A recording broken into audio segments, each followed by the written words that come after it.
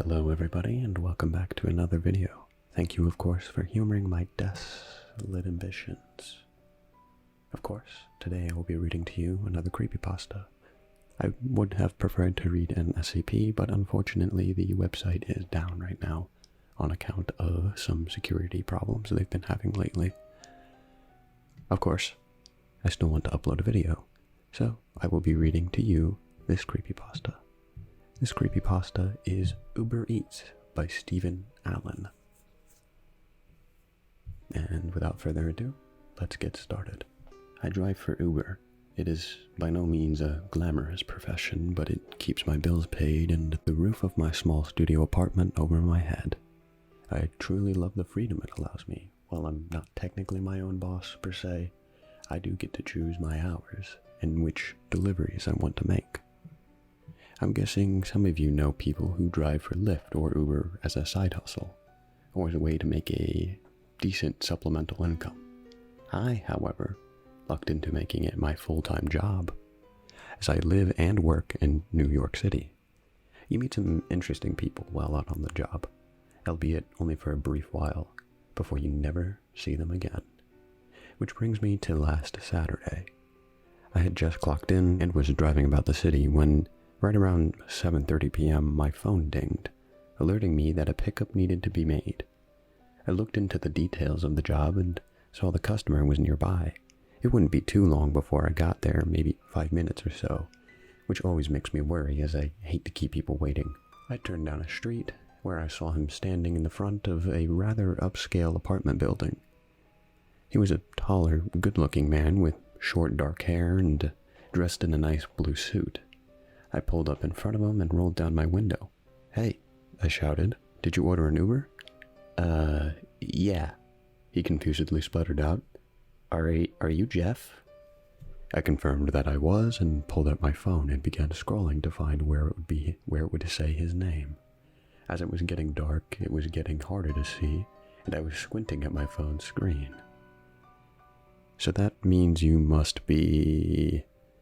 I said, struggling to find his name. "Bradley," the man interrupted, sounding a little irritated at the whole situation. "Bradley Carson." I scrolled for a little bit longer. "Ah, yes, there you are, okay," I said, setting my phone down and beckoning him to get to the back seat of my 2006 Toyota Corolla.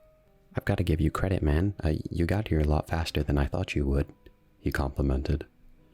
"Thanks. It's something that we're working hard to improve on," I responded. "Don't you guys normally send a text when you arrive at somebody's place, though?" he asked.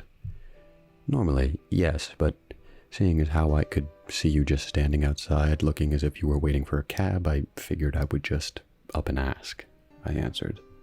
Accepting my explanation, he got into the back seat and we headed off.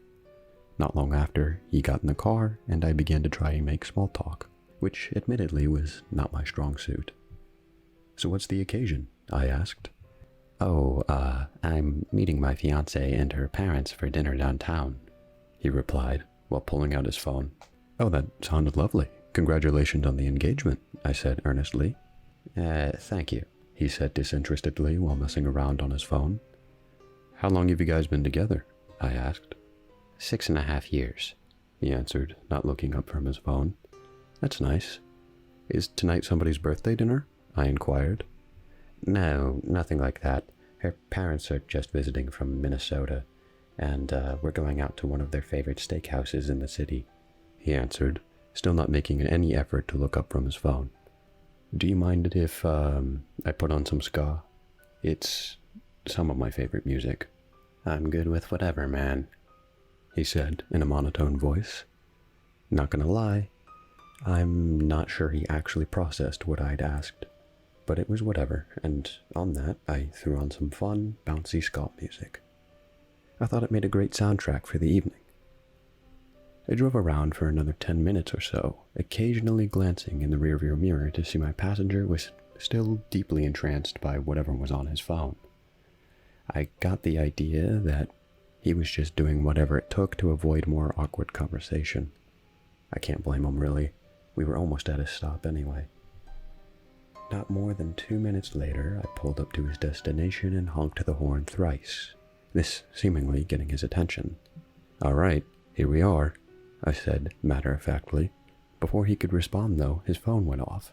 He picked it up and stared intently at it for a second, and what followed was a short, eerie pause. Jeff," he said shakily, "why did I just get a text saying that my Uber has arrived at my apartment?" That's strange," I murmured. "Hold on," he started. "This isn't the steakhouse," he stated, his brow now furrowed. Just then, a large, balding man wearing a stained white tank top and gray sweatpants emerged from the apartment building to our right and stood there on his stoop. I rolled down my passenger side window to talk to him. "Hey, Chet, he's in the back seat," I yelled, pointing backwards towards Bradley with my thumb. "Yo, what is this?" Bradley said, suddenly very concerned. At that, Chet came rumbling down the stairs and over to my car before stopping at the open window. "You did good, Mikey. Here," he said while tossing me a stack of $100 bills. "Mikey?" he said with a very confused look on his face. "Sorry, dude," I responded with a half-hearted shrug. "Yo, let me out. Let me out of here," Bradley pleaded, while trying to find the door lock. It wouldn't be long before the door would be opened, but not by Bradley. Chet forced it open and began to wrestle with Bradley.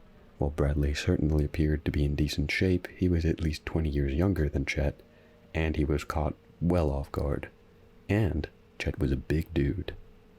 "Get off me, you bastard," Bradley shouted while clawing at Chet. He had fight in him, I'll give him that. But Chet was relentless, and in the end, he was no match for him. Not too long into their struggle, Chet produced a rag soaked in noxious chemicals from his back pocket and applied it to Bradley's nose and mouth. And just a few short seconds later, he was out like a light. "Thanks again, kid," Chet said with a nod before dragging Bradley's limp body out of the car, up the stairs, and into his apartment.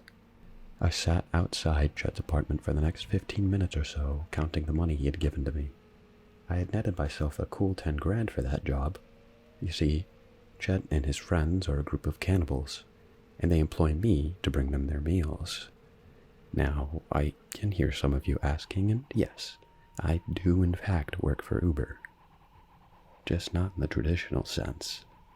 I don't pick people up and drive them to their destinations. I look into open jobs, and if one is close to me and Chet is hungry, I swing by, pick him up, but instead of taking him to the bar or restaurant or what have you, I take him to Chet, who, as you can see, pays handsomely. Now, sure, I could just pick people up and take them to their destinations and make a couple $100 here and there, but working for Chet pays a lot better. It's great, really. People see me pull up with the Uber sticker on my car, happy that the ride arrived earlier than expected, and don't think twice about getting in. And I have to say, I really love it when people get lost in their phones and stop paying attention to their surroundings. It makes my job a lot easier.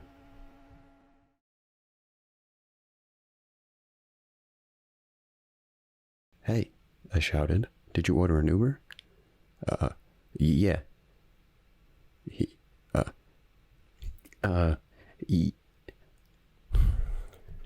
need to get a voice for this guy. Climb on in, I said, setting my phone down and beckoning it.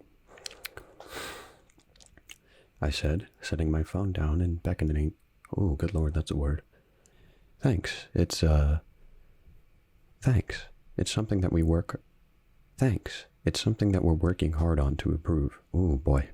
This is not a video. Not working. Thanks. And I began to try to make stall. Hui. You did good. You did. Alright, time for another voice. Great. Gotta remember his voice. "Thanks again, kid." Thanks again, kid. Thanks again, kid.